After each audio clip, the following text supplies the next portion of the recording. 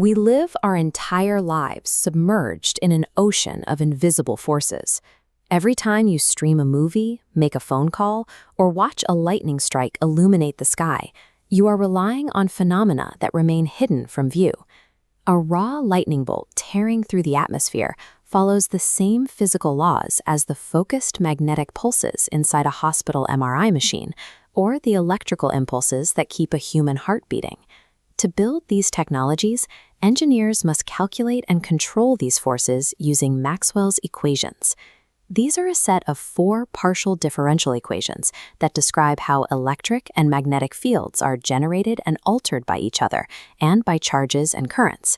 At first glance, this is a dense wall of integrals and mathematical symbols. But these notations are not academic hurdles. They are a specific 3-part toolkit designed to map out 3-dimensional space. Reading this language requires understanding how 3 conceptual tools, vector algebra, coordinate systems, and vector calculus, work together to navigate and manipulate the physical world. We start by defining what we are measuring. To track the temperature of a room or the mass of a block of iron, we use a scalar. A scalar is a simple measurement of magnitude, an amount without any orientation.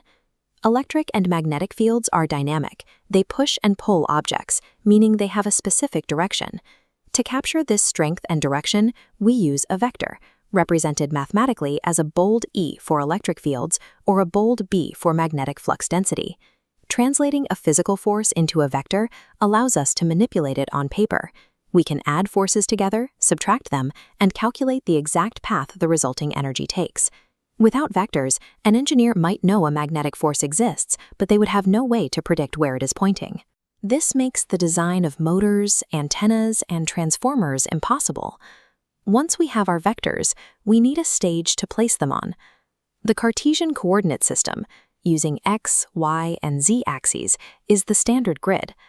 It works for flat, boxy problems, like electricity flowing through straight lines on a circuit board. However, plotting a cylindrical coaxial cable on a square grid creates a mathematical nightmare. Trying to calculate smooth curves using sharp right angles results in equations that are too complex. Engineers solve this by switching the coordinate system to match the geometry of the object.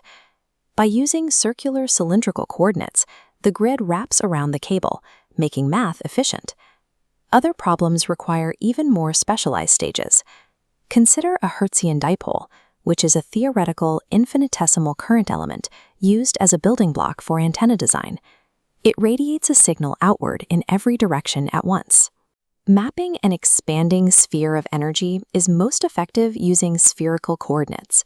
This system pinpoints any location using 3 variables: r, the distance, theta, the vertical angle, and phi, the horizontal angle. Selecting a coordinate system that fits the physical shape of the problem simplifies the equations. When the grid matches the geometry, the calculation becomes straightforward. Electromagnetic fields are rarely static. Instead, they constantly move, change strength, and interact dynamically with physical materials over time. To track these changes, we use the del operator, an upside-down triangle measuring spatial variation. We calculate divergence, how a field spreads outward, and curl, which describes the infinitesimal rotation of a field. When these fields interact, a changing electric field generates a changing magnetic field. This creates a propagating wave of energy that travels through a vacuum. Vector calculus provides the grammar that dictates exactly how these forces interact and move through the physical world.